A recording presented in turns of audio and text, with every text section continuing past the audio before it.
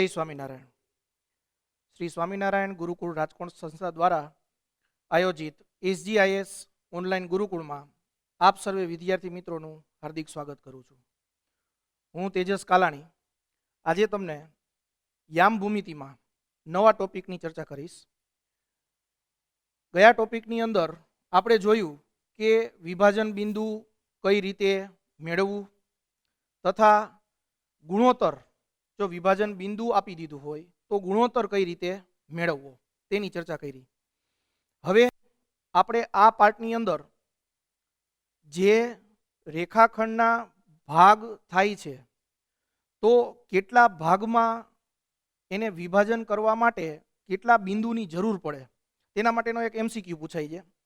तो बोर्डनी अंदर पूछायेल MCQ के रेखाखंड AB नुं के समान भागमां विभाजन करवा माटे केटला बिंदुओनी जरूर पड़े तो तेनो आंसर जे K-1 एटले के जेटला भागमां तेनुं विभाजन करवुं छे तेना करता एक ओछा एटला बिंदुनी जरूर पड़े। तो विद्यार्थी मित्रों हवे आपणे रेखाखंड AB नुं बे भागमां रूपांतर करवुं होय तो वच्चे केटला बिंदु लेवा एटले के 2-1 एटले के एक ओछा बे भाग करवा छे तो बे करता एक ओछा एटले के एक बिंदु वच्चे लेवुं पड़े। ए ज रीते आगळ जता प्रश्न एवो थाय के बेने बदले 3 भाग करवा होय तो 3 भाग करवा माटे वच्चे केटला बिंदुनी जरूर पड़े तो के 2 बिंदुनी जरूर पड़े। तो विद्यार्थी मित्रों ज्यारे कोईपण रेखाखंडना 3 भाग करवा माटे जे 2 बिंदुनी जरूर पड़े छे तेवा 2 बिंदुओने आपणे केवा बिंदु कहेशुं तो के त्रिभाग बिंदु। तो त्रिभाग बिंदु एटले शुं? बोर्डनी अंदर वारंवार प्रश्न पूछाय छे के त्रिभाग बिंदुना याम मेळवो। तो त्रिभाग बिंदु एटले तो के रेखाखंडना 3 समान भाग करता बिंदु तेवा बिंदुने कहेवाय त्रिभाग बिंदु। तो आ त्रिभाग बिंदुना याम कई रीते मेळवशुं? तो आगळ आपणे जोईए के हवे त्रिभाग बिंदु एटले के एनी अंदर केटला बिंदु आवशे? 2 बिंदु आवशे। तो आ बंने बिंदुना याम कई रीते मेळवाय ते आपणे जोईए। तो शरूआत करीए। तो सौ प्रथम रेखाखंड आपणे 2 बिंदु आपेला छे तेने आपणे नाम आपी देशुं। पहेलुं अंत्य बिंदु आपणे लई छीए A अने बीजुं अंत्य बिंदु लई छीए आपणे B। तो A अंत्य बिंदु 4-1 अने B अंत्य बिंदु आपणे लई छीए -2 -3। तो आपणने जे 2 बिंदु आपेला छे ए बंने अंत्य बिंदु थई गया A 4-1 अने B -2 -3।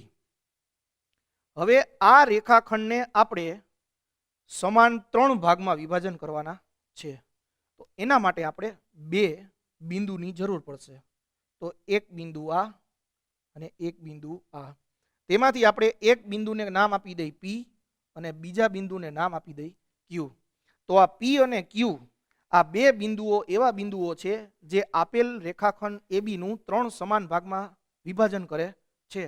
तो आ बंने जे बिंदुओ छे P अने Q आ बंने बिंदुओने त्रिभाग बिंदु कहेशुं। तो फाइनली आपणे शुं मेळववानुं छे तो के P अने Q बिंदुना याम। तो आ P अने Q बिंदुना याम बंने अलग अलग रीते मळशे। तो तेनी अंदर सौ प्रथम P पण मेळवी शकाय अने Q पण मेळवी शकाय। तो आपणे सौथी पहेला P ना याम मेळवशुं। तो P ना याम मेळववा माटे विद्यार्थी मित्रो जो तो शुं करशुं तो P बिंदु जे छे P बिंदु आ P बिंदु जे आपेलुं छे त्यांथी आपणे जोईए तो અહીંથી आ बाजू डाबी बाजू जे छे ए एक भाग आपेलो छे अने P थी जमणी बाजू जोई तो एवा 2 भाग आपेला छे। एनो मतलब शुं थाय विद्यार्थी मित्रों? एनो मतलब एवो थाय के जे बिंदु P छे ए AB नुं डाबी बाजू एक भाग छे एटले 1 जेम जमणी बाजू 2 भाग छे एटले के 2। तो P बिंदु छे ए रेखाखंड AB नुं क्या कया तरफथी तो के बिंदु A तरफथी। विद्यार्थी मित्रों खास ध्यान ए राखवानुं छे के आपणे क्या तरफथी लई छी एटले के અહીં बिंदु P माटे शुं कहेशुं तो के અહીં बिंदु P બિંદુ પી છે એ અહીં વિભાજન બિંદુ છે. તો બિંદુ પી એ રેખાખંડ એબી નું કયા તરફથી? તો કે એ તરફથી કેટલા ગુણોત્તર? તો કે 1/2. એ તરફથી 1/2 ગુણોત્તરમાં વિભાજન કરે છે.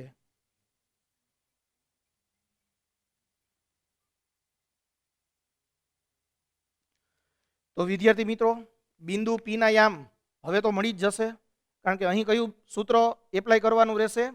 વિભાજન બિંદુનું. તો વિભાજન બિંદુનું સૂત્ર એપ્લાય કઈ રીતે કરશું? તો બિંદુ પી ના યામ, બિંદુ પી ના યામ, તો બિંદુ પી ના યામ માટે સૂત્ર કઈ રીતે બનાવવું એ આપણે જોઈ ગયા છીએ. તો અહીં ફરીથી આપણે યાદ કરી લઈ. તો સૂત્ર બનાવવા માટે આપણી પાસે ગુણોત્તર છે m તરીકે 1 છે, n તરીકે 2 છે. તો 1 કરીને કાઉન્સ પ્લસ 2 કરીને કાઉન્સ છેદમાં 2 નો સરવાળો એટલે કે 1 + 2. એ જ રીતે y યામ માટે 1 કરીને કાઉન્સ પ્લસ 2 કરીને કાઉન્સ છેદમાં 1 + 2. હવે અહીં જે કિંમત મૂકવાની છે x યામની અને y યામની, એના માટે સૌથી પહેલા આપણને જે બીજું બિંદુ આપેલું છે એના યામ પહેલા લખશું અને પેલું બિંદુ આપેલું છે એના યામ આપણે પછી લખશું. તો x યામની ચર્ચા કરી છે. તો x યામ માટે બિંદુ બી નો x યામ જે શું આપેલો છે? -2. અને બિંદુ એ નો x યામ શું આપેલો છે? તો કે 4. હવે y યામ માટે તો પેલા બિંદુ બી નો y યામ આવે એટલે કે -3. ત્યારબાદ બિંદુ એ નો y યામ આવે એટલે કે -1. તો હવે સાદુરૂપ આપવાનું છે. તો સાદુરૂપ આપી તો -2 × 1 એટલે -2, 4 × 2 એટલે 8 અપોન કેટલા થશે? 1 + 2, 3. y યામમાં સાદુરૂપ આપી તો -3 × 1 એટલે -3, 2 × -1 એટલે થઈ જશે -2 ડિવાઈડ બાય 1 + 2 કેટલા થશે? 3. હવે એનું સાદુરૂપ આપી તો 8 - 2 એટલે થઈ જશે 6/3. અહીં -3 - 2 બંને માઇનસ છે એટલે બંનેનો સરવાળો થશે નિશાની મોટાની એટલે -5/3. હજી પણ x યામમાં સાદુરૂપ આપી શકાય એમ છે. તો 3 દુ 6 થાય એટલે કે 2 - 5/3. તો આ જે બિંદુ મળ્યું એ આપણને એક બિંદુ મળી ગયું. ત્રિભાગ બિંદુના બે બિંદુમાંથી એક બિંદુ આપણને મળી ગયું છે, જે છે 2 - 5/3. હવે આપણે જે બિંદુ મેળવવાનું છે એ અલગ રીતે છે, બરોબર? તો હવે જે ક્યુ બિંદુ મેળવવાનું છે એ વિદ્યાર્થી મિત્રો તમે જોશો તો ક્યુ બિંદુ છે એ કયા બે બિંદુની વચ્ચે આવેલું છે? અહીં તમે ઓબ્ઝર્વ કરશો તો તમને ખ્યાલ આવશે કે બિંદુ ક્યુ એ બિંદુ પી અને બિંદુ બી ની વચ્ચે આવેલું છે. તો ક્યુ બિંદુને આપણે કયું બિંદુ કહેશું? તો કે મધ્ય બિંદુ. કોનું? તો કે રેખાખંડ પીબી નું. પી અને બી ને જોડવાથી આપણને બનશે રેખાખંડ પીબી. તો ક્યુ બિંદુ છે એ રેખાખંડ પીબી નું મધ્ય બિંદુ થશે. તો ક્યુ બિંદુ માટે આપણે મધ્ય બિંદુનું સૂત્ર એપ્લાય કરી અને ક્યુ બિંદુ મેળવશું. તો એના માટે આપણે લખશું અહીં બિંદુ ક્યુ એ રેખાખંડ પીબી નું કયું બિંદુ થશે? મધ્ય બિંદુ. મધ્ય બિંદુ છે. તો વિદ્યાર્થી મિત્રો, ક્યુ ના યામ એટલે કે મધ્ય બિંદુનું સૂત્ર, મધ્ય બિંદુના સૂત્ર માટે તો કે બંને x યામના સરવાળાના છેદમાં 2. તો અહીં p અને b એના માટે x યામનો સરવાળો શું થશે? તો કે 2 - 2/2 અને y યામનો સરવાળો શું થશે? તો કે -3 અને -5/3 ડિવાઈડ બાય 2. હવે આપણે બંને યામમાં સાદુરૂપ આપશું તો 2 - 2 કેટલા થશે? 0/2 અને અહીં આપણે સાદુરૂપ આપીએ તો શું થાય? તો કે 3 × -3 એટલે થશે -9 અને -5 અપોન 3 છે એ છેદમાં આવશે એટલે 3 × 2 6 થઈ જશે. તો હવે અહીં આપણે સાદુરૂપ આપી તો 0/2 કેટલા થાય? તો કે 0 અને -9 -5 આ બંનેનો ટોટલ કરશું એટલે કેટલા થશે? -14/6. હજી પણ આપણે સાદુરૂપ આપી શકીએ એટલા માટે હજી પણ આપણે આ બિંદુનું સાદુરૂપ આપીએ તો અંદર 0 અને 14 ના અડધા કેટલા થશે? -7/6/3. તો અહીં ક્યુના યામ પણ આપણને મળી ગયા. તો અહીં ક્યુના યામ શું મળે છે? 0 -7/3. તો પ્રશ્ન હતો ત્રિભાગ બિંદુના યામ. ત્રિભાગ બિંદુ એટલે જોયું. ત્રિભાગ બિંદુ કોને કહેવાય? તો કે એક જ રેખાખંડના 3 સમાન ભાગમાં વિભાજન કરે તેવા બે બિંદુઓ એટલે કે પી અને ક્યુ એને ત્રિભાગ બિંદુઓ કહેશું. એટલે કે આપણને પી ના યામ 2 - 5/3 અને ક્યુ ના યામ 0 -7/3 કે જે ત્રિભાગ બિંદુઓ છે. એટલા માટે આપણે જવાબ લખશું માગેલ ત્રિભાગ બિંદુઓ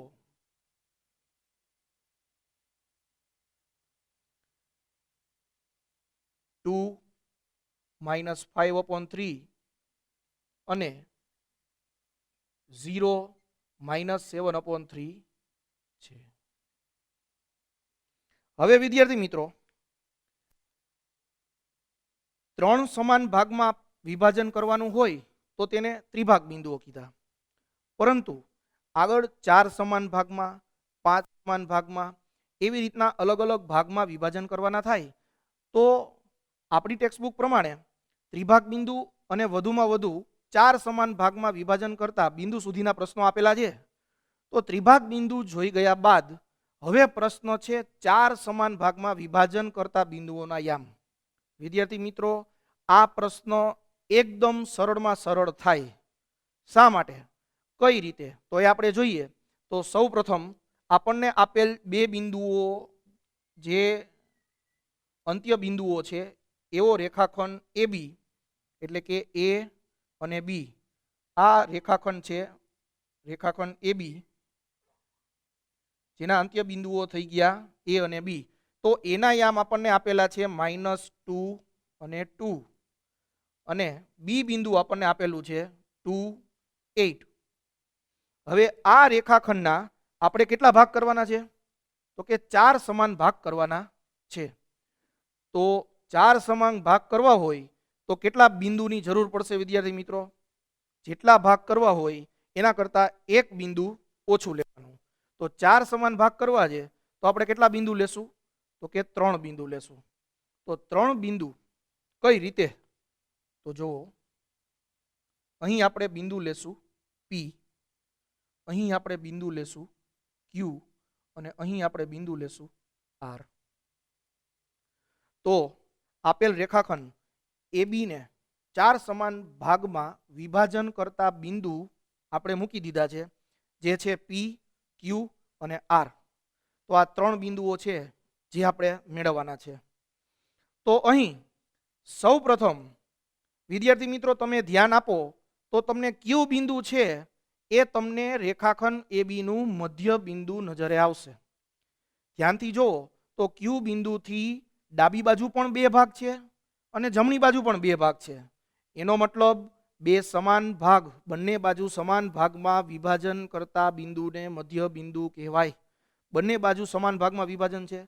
ડાબી બાજુ પણ 2 ભાગ છે, જમણી બાજુ પણ 2 ભાગ છે, બંને બાજુ સમાન ભાગ છે. એટલા માટે ક્યુ બિંદુ છે એ આપેલ રેખાખંડનું મધ્ય બિંદુ થાય. તો ક્યુના યામ સૌપ્રથમ આપણે મેળવી લેશું અને લખશું પણ ખરા કે અહીં બિંદુ ક્યુ એ શું છે? તો કે રેખાખંડ AB નું મધ્ય બિંદુ છે.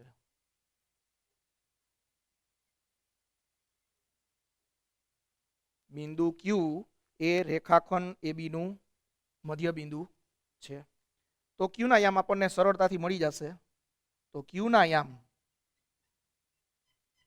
ક્યુના યામ શું થશે? તો ક્યુના યામ માટે આપણે જોશું તો ક્યુના યામ એ એબીનું મધ્ય બિંદુ થશે. તો એબીના મધ્ય બિંદુ માટે આપણે જોશું તો બંનેના એક્સ યામનો ટોટલ એટલે કે -2 + 2 / 2 અને વાય યામનો ટોટલ એટલે કે 2 + 8 / 2 એટલે શું થઈ જશે? તો કે -2 + 2 શું થાય? તો કે 0 / 2 અને 2 + 8 શું થશે?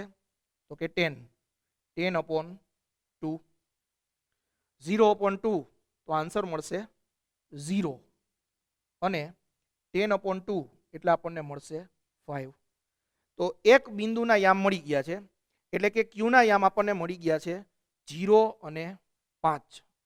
હવે તો એ જે આપણને જવાબ મળ્યો એ આપણે અહીં લખી નાખી 0 5. તો ક્યુ બિંદુના યામ આપણને મળી ગયા. હવે તમે ધ્યાન આપો તો અહીં પી બિંદુ છે એ કેનું મધ્ય બિંદુ થશે? તો બિંદુ એ અને બિંદુ ક્યુ થી બનતો રેખાખંડ AQ એનું મધ્ય બિંદુ થશે પી. તો પી ના યામ મેળવવા માટે હવે આપણે લખશું કે અહીં બિંદુ પી એ કયો રેખાખંડ? તો રેખાખંડ AQ નું મધ્ય બિંદુ થાય. તો હવે બિંદુ પી ના યામ મેળવવા માટે આપણે એનું મધ્ય બિંદુ મેળવશું AQ નું. તો પી ના યામ તો એ અને ક્યુ ના એક્સ યામનો સરવાળો એટલે કે -2 + 0 / 2 અને વાય યામનો સરવાળો એટલે કે 2 + 5 / 2. હવે અહીં સાદુરૂપ આપતા -2 / 2 થશે અને 7 / 2 થશે. હજી સાદુરૂપ આપી શકાય તો ફાઇનલ આન્સર આપણને મળે છે પી ના યામનો -1 અને 7 / 2. તો આ આપણને પી ના યામ મળી ગયા. હવે પી ના યામ મળી ગયા, ક્યુ ના યામ મળી ગયા. ત્યારબાદ હવે જે બિંદુ રહ્યું એટલે કે આર. તો વિદ્યાર્થી મિત્રો આર છે એ કયા બે બિંદુની વચ્ચે આવે છે? તો આર છે એ ક્યુ અને બી થી બનતો રેખાખંડ ક્યુબી તેની વચ્ચે આર બિંદુ આવેલું છે. તો હવે જેમ આપણે ક્યુ ના યામ મેળવા, પી ના યામ મેળવા, એવી જ રીતે આપણે આર ના યામ પણ મધ્ય બિંદુના સૂત્રથી જ મળશે. તો એના માટે પણ આપણે લખશું અહીં કયું બિંદુ? તો કે બિંદુ આર એ કોનું મધ્ય બિંદુ થાય? તો કે ક્યુબી નું. એ ક્યુબી રેખાખંડનું મધ્ય બિંદુ થાય. તો આર ના યામ આપણે મધ્ય બિંદુના સૂત્ર દ્વારા કઈ રીતે મેળવશું? તો કે ક્યુ અને બી એના એક્સ યામના ટોટલના છેદમાં 2 એટલે ક્યુ નો એક્સ યામ છે 0, બી નો એક્સ યામ છે 2 એટલે એના છેદમાં 2. હવે વાય યામ તો ક્યુ નો વાય યામ છે 5, બી નો વાય યામ છે 8 / 2. હવે આનું સાદુરૂપ આપી તો અહીં 2 / 2, 5 + 8 એટલે કે 13 / 2. હજી સાદુરૂપ આપી શકાય એમ છે એટલે અહીં આવશે 1 અને વાય યામ 13 / 2. તો વિદ્યાર્થી મિત્રો રેખાખંડ AB નું 4 સમાન ભાગ કરવા માટે જે 3 બિંદુની જરૂર પડે તેવા 3 બિંદુઓ આપણી પાસે છે 0 and 5, -1 and 7 / 2, 1 and 13 / 2 કે જે માગેલા બિંદુઓ છે. તો અહીં રેખાખંડ AB નું 4 સમાન ભાગ